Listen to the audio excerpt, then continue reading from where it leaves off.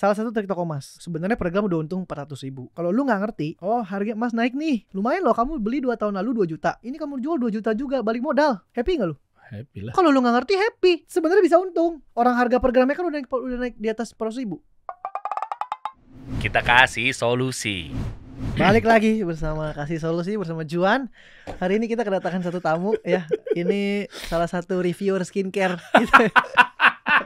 Juan Sen, keren. Halo. Orang kaya yang beli rumah dari konten. Gila, udah punya skincare. Luar biasa loh dia. Punya toko emas. Amin. Udah 30 tahun. Amin. Miliaran per bulan. Amin. Keren. Amin. Gila men. Oh, banyak kan nggak tahu dibalik seorang Juan ternyata pantesan Evelyn mau ya. Enggak gitu dong. Evelyn dia pure, dia nggak lihat dari duit, Wih, dari hati. dari uang. Wah, sama aja. Enggak, Evelyn nggak lihat dari uang. Keren. Enggak, gua nggak kaya udah. Banyak loh, lu beli rumah tuh diliput sama Atta Halilintar. Rumah baru Juan If, miliaran dari TikTok. Malam pertama Juan, keren. Nggak, ini Ya loh, Atta berani ngomong kayak begini kan berarti kan memang faktual, bro. Ini rumahnya nih di daerah mana sih? ini di Alam Sutra. Anak BSD. Gua dulu Pluit. Cindo Pluit pindah ke Cindo. BSD. Evelyn Pick. Ngeri. Cindo Big. Dahsyat ya. Banyak yang harus kita ambil pelajarannya buat teman-teman yang sekarang masih miskin. Jadi, iya bener dong. Pengen belajar sama lu kan. Gue kaget aja. Kan lu kan sendiri bilang gitu, tenang aja Der, gue dikasih solusi. Gue jarang banget gue ngambil podcast bisnis. Iya, ini pertama kali. Iya kan. Ada lagi sih si Richard Theodore, cuman Iya. ini yang bener-bener paling gede lah ini. Ya dunia juga tahu lah. Nanti kita sama-sama cari tahu gimana caranya mereka ini keluar dari kemiskinan. Dan lu pengen bantu kan? Yes, of course. Wah, Kita bantu sebisa kita. Raja emas apa segala macamnya. Dan gini, lu kan berarti kan pendapatannya kan dari TikTok, dari brand, ya kan, bayar endorse apa segala macam. Yang tentunya mereka ambil paket kan? Iya. Iya kan? Ada yang ambil paket, ada yang misalnya BA, ada yang setahun misalnya. Enggak, BA pun bisa ambil paket kan. Eksklusif, iya. itu namanya eksklusif.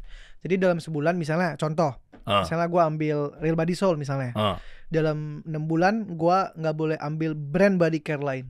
Itu eksklusif namanya. Ambasador? Bukan, beda. Oh beda ya? Kalau ambasador ada biaya lain lagi untuk brand ambasador.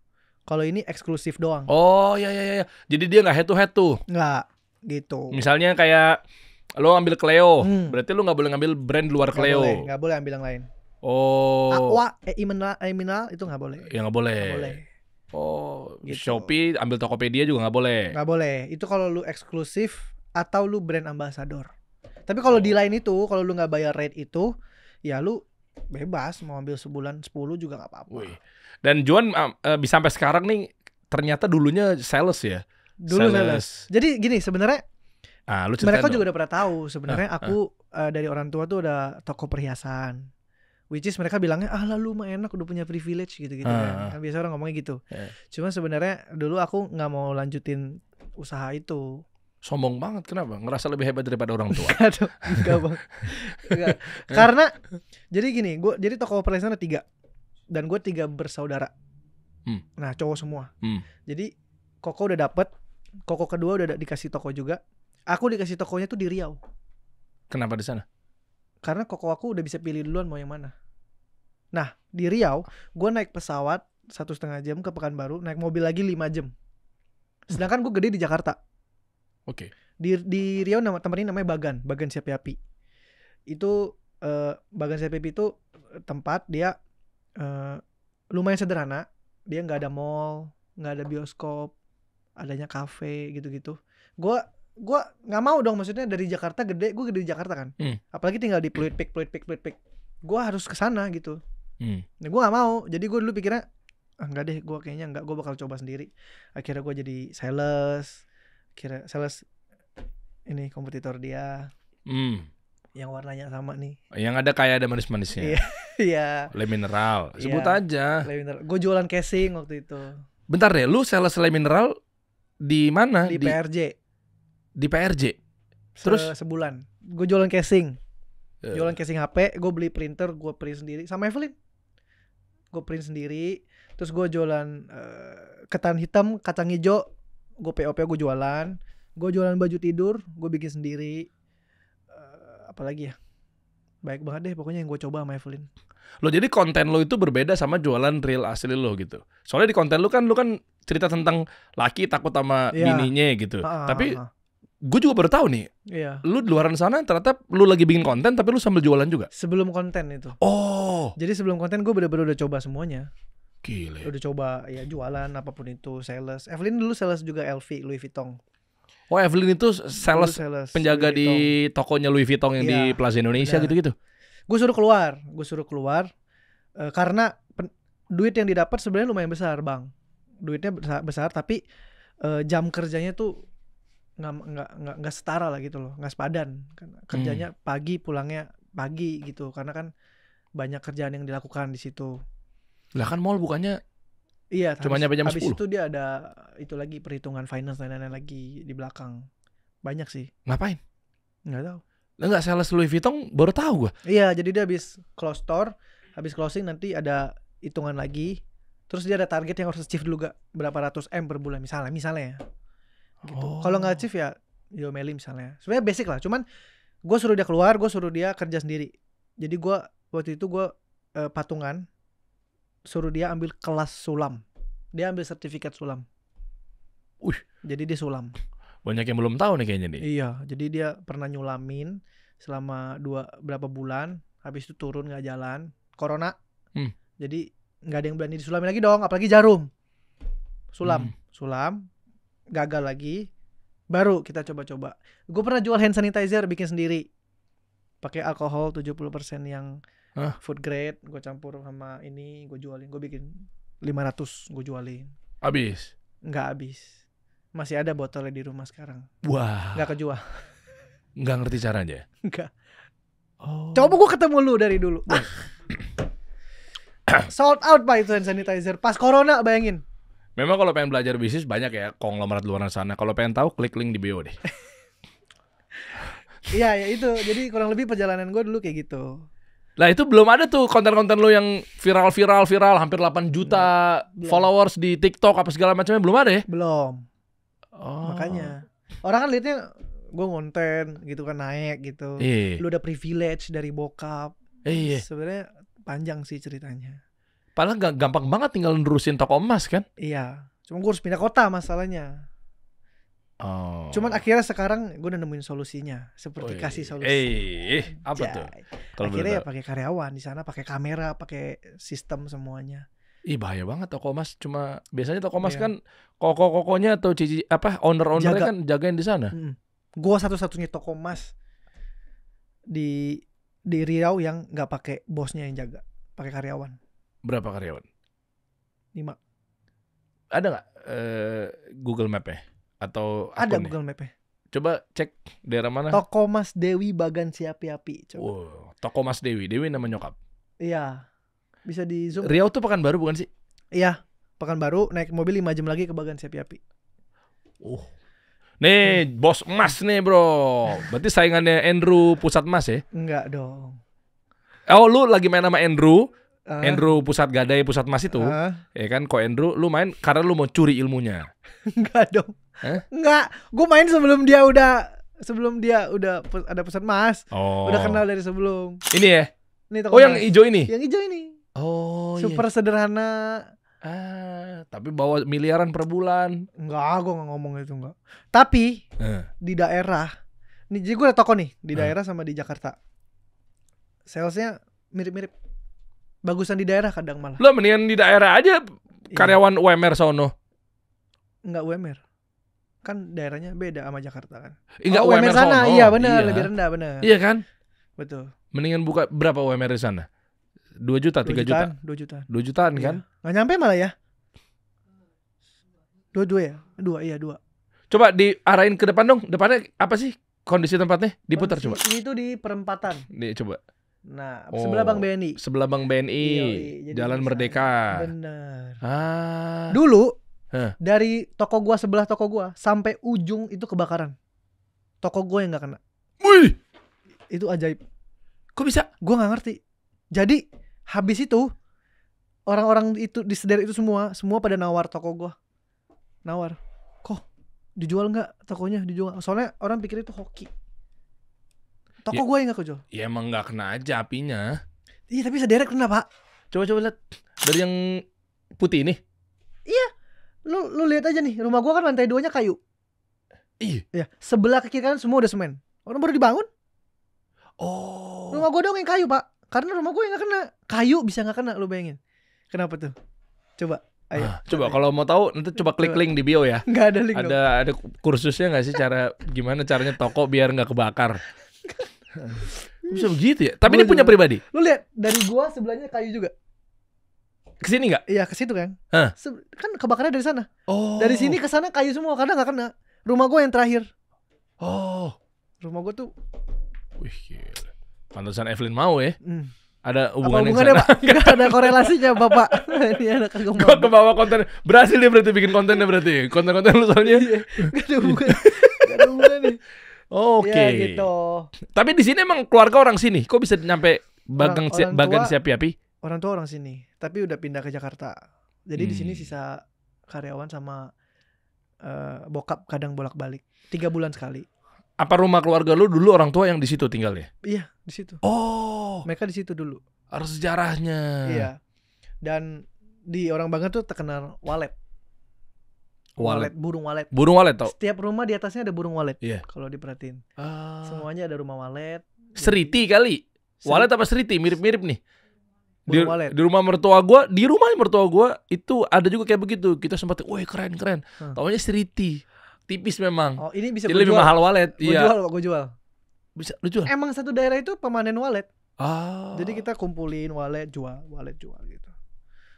Wah, gitu. Keren deh. Berarti daerah situ ya. Nah, ini yang sekarang akhirnya menjadi milik lo. Ya. Ini lagi mau gua renov juga nanti jadi lebih bagus. Iyalah lu. Ini sebelah juga punya gua beda yang pintu oren. Oh, yang ini? Iya. Itu kebakar punya lu juga berarti kan? Atau lu baru beli? Tahun lalu baru ambil. Baru kita ambil. Buat dijadiin? Jadiin kita buka es krim. Namanya Ping Shui Bagan Siapi-Api. Ping Shui. Oh, lawannya Mix Shui. Yoi. Oh, jujur banget lagi. Orang biasanya kan, oh enggak, kita udah duluan dia. Mix Shui udah tutup di sana, Pak. Ini lokal berarti lawannya. Iya kan Mix Shui dari Cina. Tapi kan lu Cina juga. Ping Shui Cina juga. Sama-sama Cina. Ahui. Tapi kan lu lokal. Di Cinanya dari Cina kan? Lu kan di sini. Guanya di sini. Lah bener kan? Kan franchise, Pak. Bosnya juga lokal dong. Emang Mix Shui itu asli Cina kan? Iya. Iya, tapi dia kan dari dia dari luar ke dalam. Lu kan emang orang sini. Bener gak sih maksud gua? Lu UMKM kan? Kan Mix Shui juga ada yang Ping Shui gue juga literally di Cina tuh sama-sama. Oh, lu franchise dari Cina maksudnya? Brand lu sendiri apa lu ngambil dari brand luar? Dari Cina. Oh, emang brand Cina, lu franchise ke sini. Hidup Cina. Oh. Ya. Gitu. Akhirnya lu buka di situ. Kenapa ice cream? Karena di sini tapi ice cream semua Pak, di daerah sama di Jakarta. Ini buat kalian ya punya bisnis di daerah ya. Jangan pernah pesimis. Mereka sering mikir, gue pengen ke Jakarta buat banting, pengen gedein bisnis misalnya. Menurut gue nih yang udah di Jakarta nih bertahun-tahun, gue kalau buka bisnis, gue maunya di daerah. Oh, kenapa? Karena di daerah, ini buktinya gue udah buka kan. Di daerah, omset di daerah sama di Jakarta lebih gedean di daerah. Di Jakarta kompetitornya terlalu banyak, Pak. Iya. Ini di sini cuma ada 2 toko es krim di daerah ini, di Bagan Siapi. Di Jakarta di mana, Pak? Di Pulau Itaya udah ada 5 kali, 10. Iya. Jadi buat kalian di daerah yang punya bisnis jangan pesimis. Wah, keren nih. Gedein bisnisnya di daerah. Jadi kalau misalnya bisa gedein lagi aja di daerah. Gitu. Dan ekonomi juga jadi tumbuh di sana kan? Bener, jadi tumbuh juga. Rata, jadi nggak Jakarta sentris mulu, Jawa sentris mulu. Betul. Iya juga ya. Dan yang kedua kalau gue ngeliat dari customer behaviornya kok nggak cuma kompetitor tapi kayak orang udah terbiasa ngeliat begituan. Kalau daerah kan kayak jarang ya. Bener. Karena sedikit. Terus jadinya akhirnya mindsetnya berperilakunya jarang. Wah nih beli lagi nih, kangen nih, beli lagi nih, pengen lagi. Yang udah punya usaha di daerah itu harusnya bangga. Wah itu karena salah satu faktornya lagi menurut gua spendingnya. Kalau di Jakarta lu mau spending kemanapun bisa. nonton, pacaran, kemanapun pasti spending, ya kan. Kalau di sini di daerah, satu mallnya lebih dikit dari Jakarta, nggak, spending yang bisa dikeluarin tuh lebih dikit. Jadi spendingnya kemana nih? Spendingnya ke toko-toko di daerah ini dong. Iya kan. Di Jakarta lu bisa spending literally apapun online, di Tokped misalnya lu bisa instan langsung, lu bisa semuanya. Di daerah lu mau beli kan harus pengiriman 3 hari, 4 hari, 5 hari. Orang kan kalau yang pengennya instan ya langsung beli di daerah itu langsung. That's why makanya kenapa toko emas gue masih bertahan sampai udah puluhan tahun. Karena mereka nabung, spendingnya nggak tahu mau kemana kan, buat investasi emas. Dan itu dulu kayaknya cuma lu dong ya di situ? Ada 10 lebih. Ada ya? Ada 10 lebih. 5-nya dari bokap gue. Dulu karyawan bokap gue. Bikin jadi, sendiri. Bokap gue bantuin buat dia buka lagi. Gitu. Nggak ngerasa jadi kompetitor. Bokap gue tipenya bukan yang kayak gitu mikirnya. Jadi ini 5 dari 10 toko, 5-5 dulu karyawan bokap gue. Jadi bokap gue dia kerja, diajarin. Bahkan waktu itu yang buka toko dikasih pinjem emas gue buat dia. Lu jualnya dulu biar ada barang, beli emas lu. Ini udah kejual baru balikin ke gue. Bokap gue baik banget. Wah keren. Baik banget. Keren. Iya. Jadilah orang baik. Wih, itulah kenapa Juan sampai sekarang masih setia sama bokap lo kan? Iya dong, kan itu bokap gue pak. Ini harusnya Derry and Evelyn. Lucu banget anjir. Iya bener dong, salah gue di mana? Iya kan? Iya bener. Kecuali gue nanya, tapi lu udah lama kenal sama bokap lo, itu baru salah. Salah mulu gue di mata lo. Iya gue masih setia sama bokap. Iya kan, masih baik gitu hubungannya. Dan ini kan cerita tentang toko emas. Iya. Ya. Dan waktu itu lu sempat nggak mau kan, gara-gara lu lebih memilih sales dari air mineral apa segala macam, ya kan? Lu jualan. Dan itu lu bener-bener per hari dapat berapa bro? 600 ribu per hari. Oh dibayar SPG gitu ya? Dibayar SPG sehari 600. Lumayan sih kayak kalau semacam SPG, bener. Iya. Jadi setiap event, misalnya event di PRJ, misalnya event di Expo, misalnya event, jadi gua freelance aja sebenarnya. Gitu. Itu belum ada tuh konten-konten lu, belum ada semua ya? Belum. Nah, kepikirannya turning point-nya apa nih? Nih, ini kita pengen belajar kenapa jadi konten kreator. Apakah konten kreator itu tujuannya akan lebih mudah nanti untuk jualin emas lo? Tapi nyatanya gue nontonin konten-konten lo juga kayaknya lu nggak jualan emas juga di situ. Emang enggak ya? Nggak dimainin di situ ya? Iya, karena gue ini jujur ya, emas buat di daerah gue aja ini lumayan kewalahan. Jadi gue kalau misalnya iklanin lagi itu kan harus kirim lagi, karena kan gue di luar pulau kan, bukan di Jakarta. Jadi yang kalau pesan di Kalimantan, di Jawa, di Sulawesi itu kan harus dikirim kan. Dan gue pernah kirim emas, masa hilang pak. Asuransi kan nggak boleh, asuransi kalau nggak salah asuransi itu nggak boleh emas, misalnya perhiasan emas misalnya nggak boleh. Jadi lu, nah itu agak PR. Kalau gue kirim 10 hilang 2 rugi dong. Oh lah, terus lu ngambil dari kayak supplier gitu? Datang supplier atau gue yang ke Singapura. Oh lu ngambil dari Singapura? Ngambil, ada emas Singapura, ada emas tua, ada emas 70, semuanya kita langsung offline. Nggak ada yang kirim-kiriman. Tapi gitu. Dia kan bawa nyebrangnya pakai apa? Bawa pakai tas pak. Itu tas kalau dia ambil pak, 10M kali itu. Itu bisnisnya mbak. Enggak dong, enggak. Buat ngambil tas orang. Gila. Oh emang boleh di bandara scan X-ray gitu pakai emas isinya? Kalau disangkanya penyelundupan gimana? Itu dia. Jadi gue ngambil ini tuh dari Pekanbaru ke sini. Gue nggak tahu caranya gimana, karena kan itu kan salesnya. Cuman kalau nggak salah dia ada jalurnya. Jalur yang resmi, bukan yang belakang. Iya. Misalnya dari Pekanbaru ke sini kan pakai jalur darat. Kalau dari Jawa ke sini pakai jalur darat misalnya. Jadi ada jalurnya sih. Emang nutup costnya orang harga emas kita udah tahu berapa? Iya gue ada minimal ambil kan pak. Minimal ambil sekilo misalnya. Nutup lah buat dia. Coba deh gue pengen tahu deh, kalau perdagangan emas tuh gimana sih bro? Kan kita udah tahu harga segram sekian. Harga ini sekian kan beda kan. Kalau air mineral kan ada yang jual 5.000, ada yang jual 8.000, ada yang jual 10.000 kan. Beda-beda terserah. Kopi juga 20.000, 30.000, 50.000 terserah ya. Cuma kalau emas kan udah ketaker ya bro. Berapa sih? Udah ketahuan lah. Udah ada harga dunia. Iya betul, harga dunia bahkan. Bener. Itu gimana sih skemanya? Skemanya itu tergantung kadar emas yang lu mau beli. Jadi emas dunia itu adalah patokan. Patokan buat dihitung ke kadar emas yang lu mau beli. Misalnya lu mau beli kadar emas 70%. Ya udah dari emas dunia harganya nanti lu akan hitung kali, misalnya kali 70, terus kali emasnya nanti jadi harga 70%. Okay. Nah, cuman Kalau misalnya orang bilang lu kalau jual emas di toko perhiasan pasti rugi, itu aku kurang setuju. Wah, debatnya sama Ko Andrew pusat emas nih. Enggak. Andrew ngomong gitu kemarin, katanya lebih untung mana, lebih cuan mana, logam mulia apa perhiasan. Akhirnya jawabannya logam mulia kalau nggak salah ya. Makanya gue bilang ke bini gue lagi. Bener. Kalau lu jual logam mulia lebih untung dari perhiasan. Bener banget. Logam mulia itu kan barang investasi, nggak bisa lu pakai. Iya. Logam mulia lu simpen di brankas doang. Iya. Perhiasan lu beli lu bisa pakai. Jadi ada untungnya dong. Nah, barangnya bisa lu pakai, berarti otomatis proses biar bisa lu pakai itu ada ongkos gak? Iya. Iya kan? Ada ongkos buat orang bikin. Iya. Iya kan? Kita perlu bayar jasa upah orangnya dong. Iya, dibentuk ini, dibentuk itu. Dibentuk lagi, ditaruh batu, taruh ini. Kita pakai. Pakai, berarti kan ini kan ada sebuah ini nih, value. Nih, kita pakai, ya kan?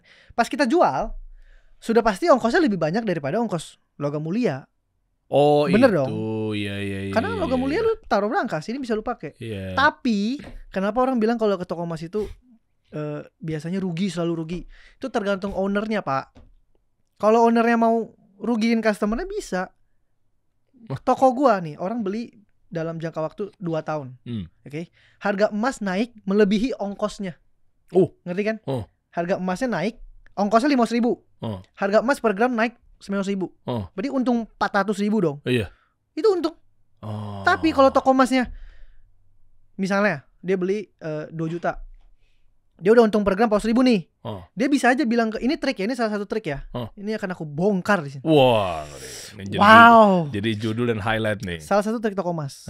Lu udah beli 2 tahun lalu, sebenarnya per gram udah untung 400.000. Gue bisa bilang ke lu, kalau gue bisa lihat orang, kalau lu nggak ngerti, harga emas naik nih, lumayan loh, kamu beli 2 tahun lalu 2 juta. Ini kamu jual 2 juta juga, balik modal. Happy gak lu? Happy lah. Kalau lu gak ngerti, happy. Sebenarnya bisa untung, Pak. Nah, makanya untung kan lu per gram udah 400.000. Oh iya. Cuma gue liat orangnya, kalau misalnya orang yang gak ngerti, ini balik modal nih, lumayan kan, beli emas bisa lu pakai balik modal. Iya. Udah lu pakai balik modal. Iya. Sebenarnya bisa untung. Orang harga per gramnya kan udah naik di atas 400.000. Oh, paham gue. Kalau misalnya tokonya amanah dan jujur, ya kan, contoh udah baru 2 tahun naik, wah untung nih harganya 2 juta jadi 2,8 ya, misalnya. Wah untung nih, untung. Dikasih? Kasih, tergantung ownernya dong. Oh, lu kasih untungnya. Kalau toko gue kasih. Gue seneng ngeliat customer happy, Pak. Karena kalau customer nggak happy, dia nggak balik ke toko gue lagi, sama aja. Tujuan kita adalah bikin orang happy beli perhiasan, bukan merasa rugi. Tapi kita edukasi dong, Pak. Misalnya yang tadi gue edukasi, lu ada ongkos, Pak. Masa lu mau pakai tapi lu mau harganya sama kayak logam mulia? Lu pakai itu logam mulia, lu bolongin jadi kalung. Iya kan? Jadi rapper tuh ya. Iya. Gue ada 5 karyawan, 3-nya itu tukang tempa emas. Gue gaji di atas UMR per bulan untuk bikin emas. Dibentuk-bentuk itu ya? Lu bisa custom sesuai yang lu mau. Iya. Oke. Makanya kenapa orang bilang kalau toko emas tuh bisa lebih rugi daripada logam mulia. Karena 1 ada ongkos, 2 tergantung ownernya jujur apa enggak. Gitu. Kalau di Mas Dewi, apa tadi? Toko Mas Dewi. Toko Mas Dewi, Bagan Siapi-api. Di Bagan rata-rata pada jujur kok. Di Jakarta gue nggak tahu. Menurut pengalaman lu, cerita lu? Enggak lah, ntar gue diserang sama komunitas emas anjir, ntar toko gue di ini. Enggak, emang di Jakarta balik lagi yang gue bilang, tergantung orangnya. Banyak penipu di Jakarta. Bukan penipu lebih ya, mungkin lebih licik ya. Oh, jadi orang-orang Jakarta penjual emasnya tuh itu yang bikin licik. Mindset orang ke toko emas tuh jelek. Gue gak mau beli emas lagi, pasti rugi, gak bakal untung. Sebenarnya yang udah pasti rugi itu bukan emas, tapi diamond.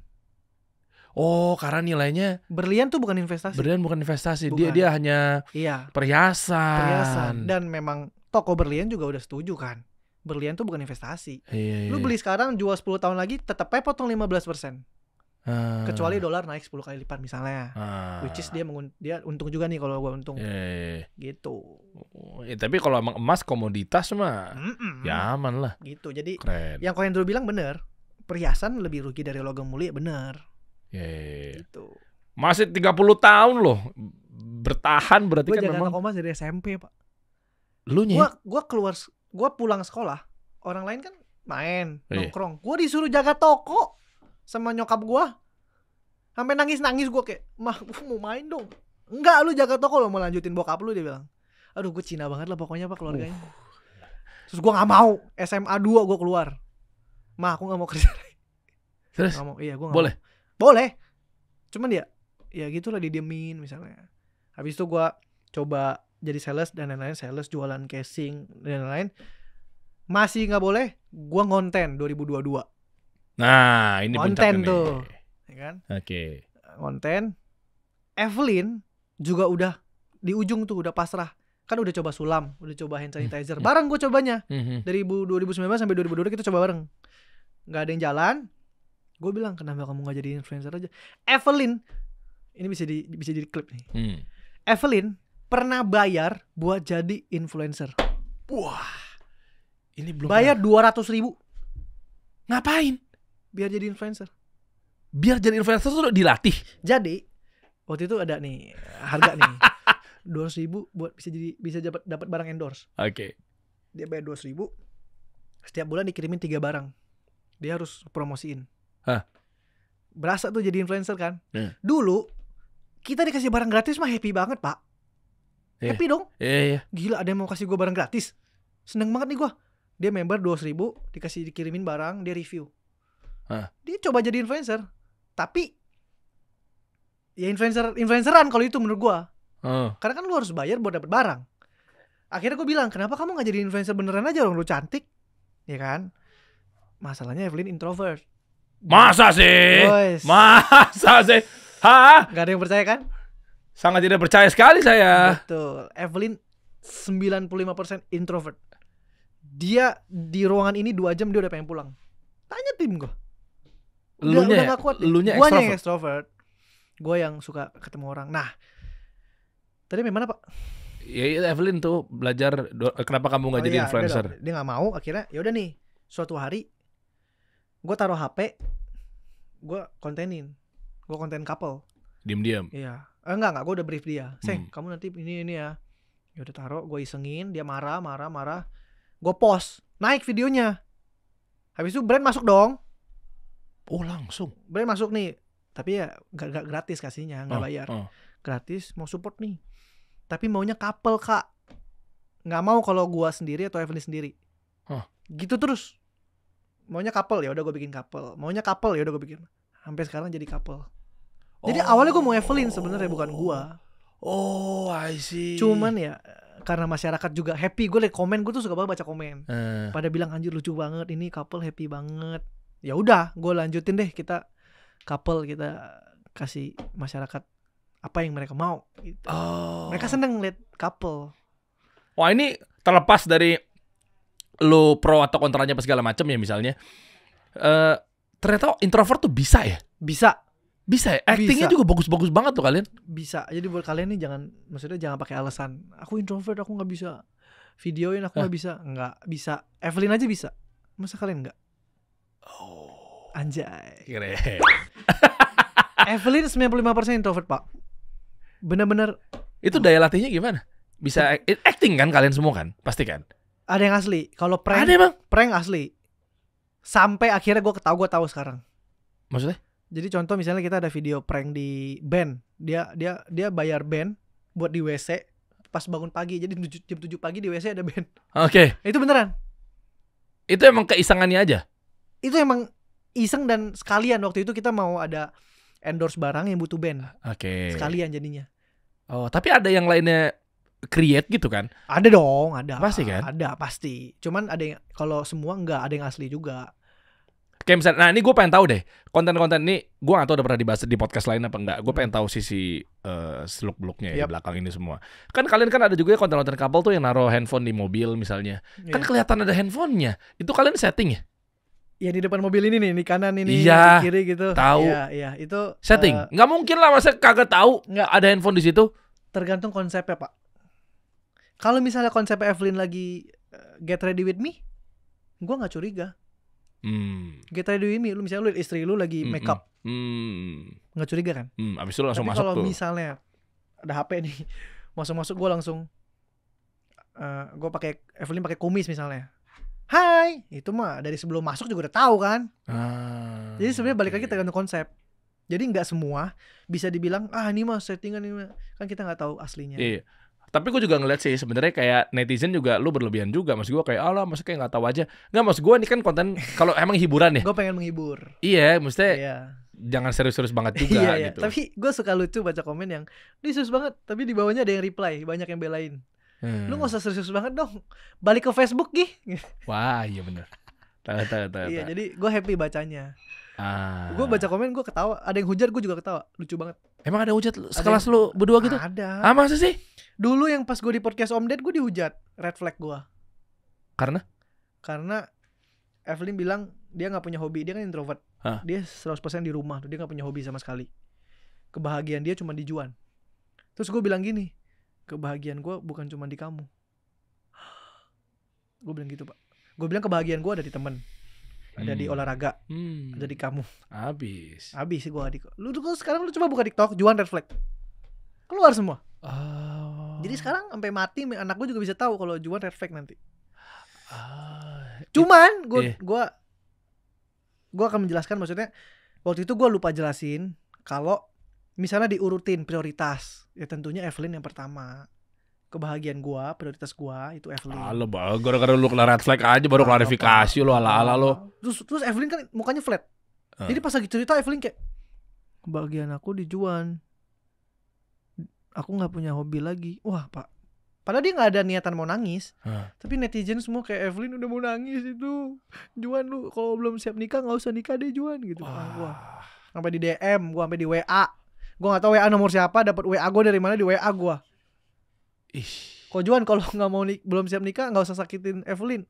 Wah gile. Coba kita tes aja ya. Rumah baru lu dari TikTok itu atas nama siapa rumahnya? Evelyn. Gue langsung tembak. Ini nggak ada brief-briefan lo. Ini nggak ada brief-briefan. Gue orangnya suka tajam-tajam aja. Atas nama Evelyn ya. Evelyn. Mobil lo.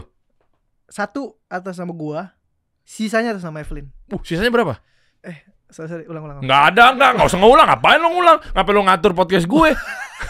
Mobil atas nama Evelyn, satu atas nama gue. Mobil gue 3 doang pak. Cuma lagi gue jual 1. 3. Satunya atas nama lo mobilnya. Iya, 2 atas nama Evelyn. Masih mayoritas di dia. Kan sekarang tahun lalu keluar tuh UU di mana lu bisa pisah harta sama istri, ya kan? Pas udah nikah lu udah boleh ganti. Belum ganti, gue nggak ganti pak. Ambil aja harta gue kalau misalnya gue kenapa-napa. Laki yang begini masa sih red flag, kayak nggak mungkin dong. Kayak gue loh, gue rumah atas nama istri. Serius? Perpanjangan mobil gue tuh baru dateng kan di kantor kan, kita bikin setnya, kantor yang ngurus lah. Nama istri juga mobil. Memang kita beda tipis bro, nggak? Mungkin lu lebih kepada sayangnya, gue lebih kepada takutnya. Mungkin lu lebih kaya, gue nggak sekaya lu. Nggak gitu. Nggak, ngapain gue? Kalau di gue nih bro, harta tuh asik, nggak dibawa mati. Nggak dibawa mati bro. Nanti gue di pas di aumul hisab gitu dihitung harta gue tuh nggak ada kalau bisa. Tapi istri cuma 1. Istri gue, wah kurang sih. Gila ya, parah. Ini jangan kelintir ke sana. Istri gue 4 anaknya. Ada koma belum kelar gue. Istri gue 4 anaknya. Anaknya 4. Istri gue ya anak gue 4. Iya benar-benar. Karena gue bukti, karena gue cinta, gue hanya 1 istri bro. Istri gue 3 bersaudara. Oh iya betul. Dia sama cicinya 3. Iya, dia kedua. Itu 2 ya. Iya. Nggak usah kayak gaya lah kita berdua di sini, kalau gitu emang gak ada yang berani, gue tahu. Takut juga. Tapi bener loh, dia tidak red flag ternyata. Jadi semua dikasih ke istri. Ya dong, kalau gue aneh-aneh ya gue menerima resikonya lah. Lu aneh-aneh? Kalau aneh-aneh. Gue aneh-aneh dong. Aneh-aneh, gue harus menerima resiko. Dia aneh-aneh, dia menerima resiko dong. Iya. Dan akhirnya sekarang berarti pendapatan, kalau lu berdua ngonten berarti pendapatan bagi gimana sih hitungannya? Enggak, gue gabung jadi 1, Evelyn pegang. Simple. Lalu uang lu yang lu pegang harian? Gajian. Hah? Gue ambil gaji pak. Ambil gaji. Ambil gaji gue. Perusahaan kan, ceritanya perusahaan kecil gitu. Perusahaan kecil nih. Lu ambil gaji. Endorse semua masuk ke dalam perusahaan ini, ya kan? Evelyn boleh pakai sesuka apapun uang perusahaan itu, sampai 0 pun dia boleh pakai. Gue bolehin. Boleh, gue nggak pernah. Nggak sehat dong perusahaannya. Masa dipakai baru masuk dari endorse pakai gitu? Tapi masalah Evelyn nggak pernah pakai sama sekali. Gue tahu dia, makanya gue bilang kalau mau pakai. Maksudnya gue memberikan izin untuk dia pakai. Tapi dia nggak ada gaji. Nggak ada gaji. Nggak. Lo doang gaji. Jadi dia ambil aja berapapun yang mau. Gue gaji. Gaji gue dari YouTube Ads. Hanya itu. Yang dari brand. YouTube Short. Emang Short ada? Ada dong. Ada ya? Mau tahu caranya? Klik link di bawah ini. Enggak. Kita ada juga, cuma gue nggak tahu setting-settingnya aja. Kita pakai gitu nggak? Pakai. Tapi Short nggak gede-gede banget. Itu gaji gue. Berapa gaji lo? 10 juta sampai 20 juta. Gaji gue itu. Serius lo bro? Serius. Enggak nih, jangan ngiranya gue mendiskriminasi. Ntar gue yang kena red flag nih. Kan kecil. Untuk ukuran konten kreator lah yang udah jadi, maksud gue. Iya, itu cara gue biar bisa nabung aja. Maksudnya gue boros kan orangnya. Kalau misalnya gue nggak dijaga nih, gue bisa boros banget. 10 juta sampai 20 juta. 10 sampai 20. Jadi kalau short tuh beda-beda tergantung views kan. Nah, gue 10 sampai 20. Gue ambil. 3 minggu habis. Nggak pernah nabung gue. Nggak pernah nabung. Parahan juga berarti. Tapi kan nabungnya di ini. Habis ya udah terima uang toko mas. Gue pakai uang toko. Sama aja kalau gitu. Ya kan, at least uang endorse gue kita bisa menabung. Tapi bisa beli rumah gimana bro? Nabung sistem tadi. Lu nggak pakai ads juga berarti kan konten-konten lu kan? Enggak pernah. Ads kalau brandnya mau ads boleh. Cuma gue sendiri ngapain gue keluarin duit buat ads diri gue sendiri sih? Mahal loh, ads mahal loh. Iya. Sumpah ads nggak murah. GMV Max. Iya, jadi lu harus. Gue nggak ngerti banget. Bisnis lu berarti apa aja sekarang? Real Body Soul. Real Body Soul. Rindu Rasa Restoran, Pondok Nusantara Restoran, Valot Parfum. Parfum Valot gue invest bareng Koendru. Oh, iya. Toko Mas Dewi sama Daruma. Daruma itu studio buat foto. Banyak berarti ya. Gue udah nyobain loh. Tuh, Real Body Soul. Nih videonya ada di sini. Oh iya. Nah, munculin tuh editornya. Gitu, masa gue review ulang, terus lu dapat 2 aset dong, nak aja. Oh gitu cara. Okay. Iya kan, gue udah nyobain. Wah, ini mewah. Nice. Tuh. Masih ada kan? Masih ada, uang-uangnya orang kaya, suami-suami orang kaya nih. Kalau lu pengen dipandang sebagai lu punya duit, punya mapan, apa segala macamnya, istri bakal nempel mulu. Ini gue jamin nih. Tuh, uang-uangnya mewah yang nggak perlu pakai parfum segala macamnya. Berarti nggak perlu beli parfum Valort lo ya? Nggak gini pak, konsepnya adalah lah kata lu udah wangi, dicampur lagi sama campur parfum lagi. Jadi sempurna pak. Perfume body serum. Nih videonya tuh gue munculin tadi tuh di belakang layar. Ini akun Real Body nih. Mana? Ini ya. Udah banyak yang pakai, udah dipakai Keanu, Shani semua. Iya. Dan ini unik loh, dia berani banget lu main kayak begini bro. Tuh. Iya. Apa namanya? Ada massage roll ya. Iya, massage roll. Ada kayak mata apa sih namanya? Biji, yang kayak biji. Iya benar kayak biji kan. Iya benar. Pelor-pelor kayak apa namanya? Besi-besi gitu kan. Buat di roll gini tuh. Ada sensasi tuh, langsung dingin. Sedap. Tuh langsung dingin. Makasih, dan Pak, ya. Jadi licin, bukan licin berminyak loh ya. Jadi halus kulit lo. Wih, mantap. Makasih ya, Pak. Sama-sama, bro. Makanya tadi opening gue bilang kan, kita kedatangan tamu skincare reviewer ini. Iya. Oh, lu mesti lihat video gue. Emang Tasya Farasya doang bisa nge-proof. Enak aja lu Tasya, gue juga bisa. Tuh, mulai besok lu keganti lu predikatnya. Jadi Real Body Soul ini udah cuan? Ini udah. Udah hijau bukunya? Udah. Karena udah setahun lebih Pak jalannya. Oh. Udah lumayan lama dari tahun lalu. Oh, oke. Dan lu invest kemana sekarang duitnya? Lu investor juga gak sih? Ke saham gitu? Bitcoin? Iya, gue main saham. Gue gak main Bitcoin, tapi gue main saham.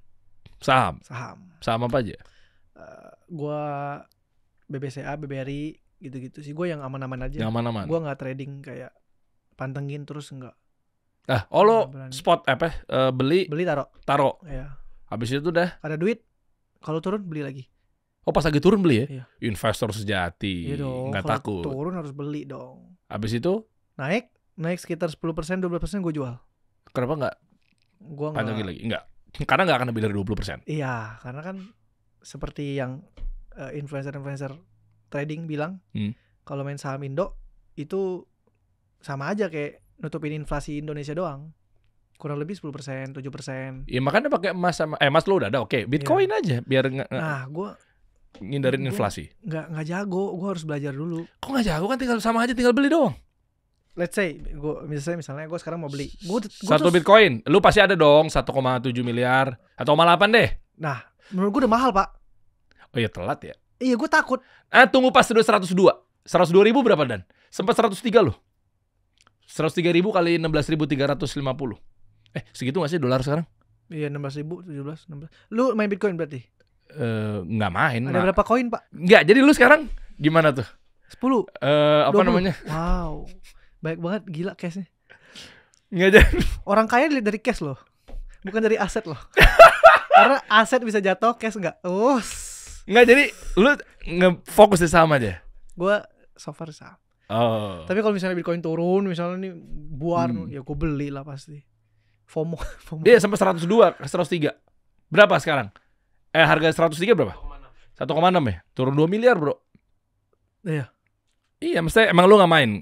Tapi emang fokusnya lu di situ ya? Pengen, cuman gue selalu takut. Pas 1M gue bilang mahal banget. Nggak berani. Pas 1,5 M gue bilang buset naik lagi. 107 deh sekarang, 107 ribu. Itu yang kata orang influencer kripto bilang kan. Lu takut terus, lu bakal ketinggalan gitu. Ya itu gue lagi di posisi takut. Oke. Pokoknya berarti fokusnya sekarang ke saham. Berarti total aset lu berapa sekarang? Ya kalau lu mau cerita aja. Gimana? Total aset, total bulanan. Nggak tahu lagi, gue nggak hitung. Atau gua pemasukan revenue stream paling besar dari konten. Sekarang ya konten lah. Konten ya? Konten. Masa konten di atas emas? Iya dong. Emang iya? Iya. Sekarang. Tapi adanya AI lu akan tergantikan kan? Apa? Adanya AI. Kenapa lu jadi tiba-tiba langsung kayak sakit kuning begitu? Lah kan sekarang VO3, gue nggak perlu. Bener, lu tinggal pakai prom aja langsung keluar videonya. Ngapain?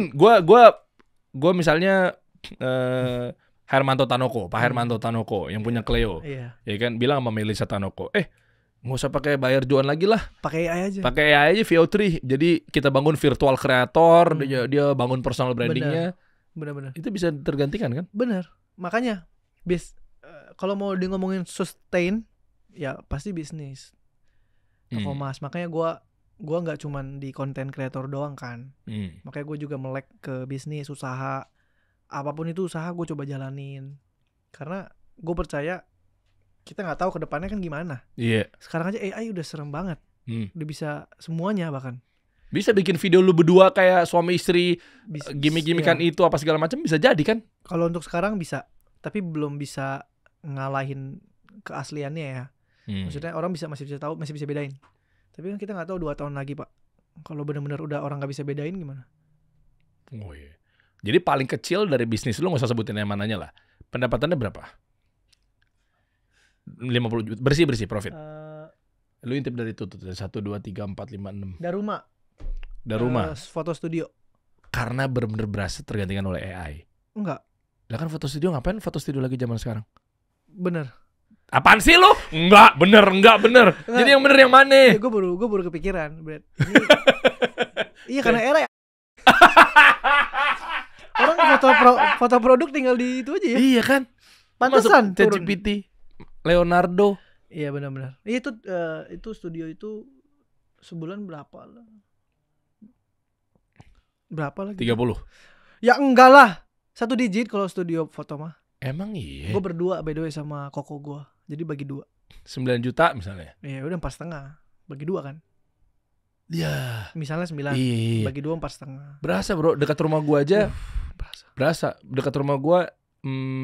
Ya gue sebut lamanya lah. Ini kan buat evaluation dan bebas pendapat. Tapi kan gue nggak ngejatohin. Ada Fuji Film bro. Oke. Anak gue kalau misalnya masuk dari anak pertama, anak kedua, bos sekolah kan, foto dulu kan. Itu gue selalu di situ. Emang deket banget rumah gue. Udah kenal juga, dia tahu gue juga gitu kan. Dan seterusnya akhirnya beda banget bro sama beberapa tahun lalu. Iya kan. Trafficnya di foto tuh. Iya, gue masuk, lah anak gue doang nih yang foto. Iya. Naik lu ke atas yang masih ketinggalan zaman berarti. Orang lain udah foto di rumah, dia doang yang datang. Kan gue menghidupi ekonomi lokal. Bagus. Iya bro. Jadi ya nggak apa-apa lah gitu. Menurut gue ya, kalau lu nggak bisa menyaingi dia, maka lu kerja sama aja sama dia. Menurut gue. Mindsetnya sih gitu gue. Misalnya gue pengen sekaya lu misalnya. Ya. Tapi gue nggak bisa dong, daripada gue stres, gue lebih baik gue kerja sama lu, ilmunya gue belajar dari lu. Jadi bukan seolah-olah gue harus lebih kaya dari lu. Jadi lu bisa aja kerja sama kan. Kolaborasi aja, nggak harus gue harus lebih kaya dari dia, enggak. Dia ngapain kan musuh. Even satu bidang, even kompetitor. Misalnya lu Aqua, gue Cleo. Misalnya Aqua dulu masih kecil nih. Misalnya gue nggak bisa ngalahin lu, aduh stres gue anggap lu musuh. Kalau gue aja kolaborasi aja. Gimana cara kita bisa naik bareng gitu. Kalau gue ini dari bapaknya nih berarti nih, nggak pernah menganggap musuh, kompetitor. Bener. Justru dengan adanya musuh, lautannya jadi lebih besar. Iya dong. Iya. Keren. Cindo Peak. Wis, mantap. Enggak, sorry gue Cindo Alam Sutra. Lu Alam Sutra apa Peak nih? Oh iya, KTP gue udah ganti Pondok Jagung. Emang Pondok Jagung tuh mana? Alam Sutra, Serpong Utara, Pondok Jagung. Gue sekarang anak Alsut nih. Jadi lebih kaya mana sih? Alam Sutra, Peak, sama Pluit lebih kaya mana? Lebih kaya mana? Nggak tahu kayaan mana, nanti gue ngomong ini. Nggak tahu. Iya. Pokoknya lo coba cek aja bisnisnya Juan. Ya, ada di semua di situ. Salam buat Evelyn ya. Terima kasih. Yoi, wah. Nanti abang cobain juga ya Rindu Rasa, gue kirimin. Padang. Padang. Restoran Padang. Keren. Ya, nanti aku kirimin. Iya. Di mana nih? Ada di 3 Peak, Jaksel sama Gading Serpong. Ini pun juga masih kalah dari konten lo. Gila, konten lo berarti red card lo gede juga ya. Enggak. Maksud gue kalau sekarang eranya AI apa segala macamnya, kan kayak resto kan gak tergantikan ya. Iya kan, beda nih. Iya kan, makan apa segala macam kebutuhan dasar. Kalau lu fokusin di konten, tapi sekarang udah eranya AI, sementara AI ini adalah bergesekan sama konten bergesekan sama AI. Tapi lu nggak fokusin, lu nggak ngegas di skincare lo, personal care lo, apa segala macamnya, bahaya nggak sih bro? Bener. Jangan terlambat tuh, karena AI ngebut banget. Perasaan baru kemarin Vio 3 udah keluar aja. Bener. Makanya ini kita lagi expand, mau buka cabang. Lagi buka cabang, mau di Bali dan lain-lain. Oke. Gitu. Keren. RR tuh apa? Rindu Rasa. Iya, ya intinya taruh apa ya? Taruh apel di banyak keranjang lah gitu. Wih. Satu keranjang ya. Mantap nih. Yoi. Tapi lu percaya gak sih tim lu berdua nih kayak dia tuh otaknya? Lu kan udah tahu-tahu mulu setiap dia ngomong, tahu-tahu mulu nih. Tanya aja. Coba nih siapa? Fatimah sama Zainab. Bukan dong. Fatimah siapa? Fatimah, Pak. Coba emang kita percaya gak sih dia punya otak yang kayak begini gitu? Percaya? Segitunya berarti aslinya. Memang ada sisi lucunya. Memang ada sisi seriusnya, tapi ternyata dia berbagi juga, dia nggak ngambil uang langsung banyak, gaji bulanan 10 juta. Tapi memang boros. Wah, parah. Dibanding If lebih borosan dia. Jauh ya. Banding apa yang lu beli apa sih?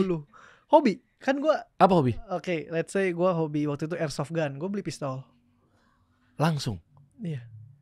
Karena ya udah. Abis itu sekarang jadi apa? Jadi bangkai kan? Gue jual. Tuh kan gue tahu deh hobi-hobi laki-laki tuh begitu dah. Paham gue. Kecuali memang ada yang kayak Superman banget. Siapa Marcelino gitu-gitu ya. Ikan sampai sekarang gitu. Cuma gue pernah jual untung, Pak. Gue beli sepeda waktu itu, Corona. Gue beli 13 juta, gue jual 15 untung. Stick biliar, gue beli berapa gue jual untung. Kok bisa? Bukannya tuh depresiasi ya? Kayak mainan-mainan begitu. Nah, tapi gue belinya balik lagi tergantung otak, Pak. Gue belinya dari orang yang BU. Iya, gue beli. Temen gue BU. Oh iya, turun harganya ya. Iya dong. Kalau mau segini kasih gue, enggak mau. Ya udah, dia kasih gue jual lagi langsung untung. Langsung dijual. Bener emang lo mindsetnya tradingnya saham ya. Iya dong. Pas lagi murah lo ambil. Itu dia. Keren. Ada yang mau tambahin buat teman-teman, buat konten kreator yang baru mulai? Coba terakhir bro, lu kasih tahu dong tipsnya biar bisa mereka tuh ngalahin kekayaan lo gitu loh. Boleh dong. Lu maruk banget sih. Boleh-boleh aja kan? Enggak, tapi kan gue enggak dong. Gimana? Buat mulai. Jangan tips ya. Jangan menganggap orang lain tuh saingan. Tapi anggap aja kalian partneran. Jadi naiknya bareng. Jelek banget tips gue ya, bagus. Enggak bagus. Gue ngerti. Kayaknya IQ yang tinggi doang yang bisa mencerna. Tapi kalau lu nggak tinggi, busuk sih memang jelek banget. Contoh dikit ya. Ini udah kelar ya. Contoh dikit. Misalnya gue konten kreator, muncul lagi konten kreator lain. muncul lagi konten kreator sama, genrenya sama, semua sama. Kan kalau lu pemikirannya tertutup ya, ih dia nih ada konten kreator baru, gue doain dia nggak naik videonya itu dong. Tapi lu ajak aja collab, naiknya bareng dong. Oh ya, dan belum kita nggak pernah tahu audience atau views itu kadang nggak melulu di lu, tapi jangan-jangan pas kenanya di dia ya. Bener. Iya. Saling support aja. Gue ngerasain bro. Itulah kenapa gue pribadi sih nggak maksud untuk gimana ya. Gue selalu terima apapun bentuk ajakan. Mau ini kita collab ini yuk, kita garap ini bareng yuk, kita review ini bareng, apapun itu. Karena kita nggak pernah tahu bro viewsnya yang lagi gede pas lagi di dia. Bener. Terus kita udah terlanjur kasih pagar, ngasih jarak, taunya dia gede di sisi yang di sininya. Bener. Agak tricky juga tuh konten tuh soalnya. Sama konsisten. Kerjain konsisten apa yang kalian kerjain. Jangan kerjain nanti udahlah nggak usah. Kerjain nanti udah. Sehari lu berapa postingan? 1-3 setiap hari selama setahun, 365 hari. Kalau 2 kali 2 itu 702. Jadi tim lu mikirin abis itu dia gua saring, kalau enggak ganti, kalau iya kita bikin shoot post. Editor ya? Ngedit dulu. Gua masih ngedit sampai sekarang. CapCut. Iya. Konten pribadi gue ngedit nama Evelyn. Endorsan ada editor 2 yang ngedit. Jadi aktif semua. Konten pribadi jalan. Jadi bukan berarti dengan misalnya let's say followers gue segini lah 7 juta. Walaupun banyak yang lebih banyak ya. Bukan berarti lu udah reach certain goals, bukan berarti lu harus stop kerja, Pak. Lu walaupun udah followers mau 100 miliar, Mr. Beast aja masih syuting setiap hari. Iyalah, maksudnya jangan cepat berpuas.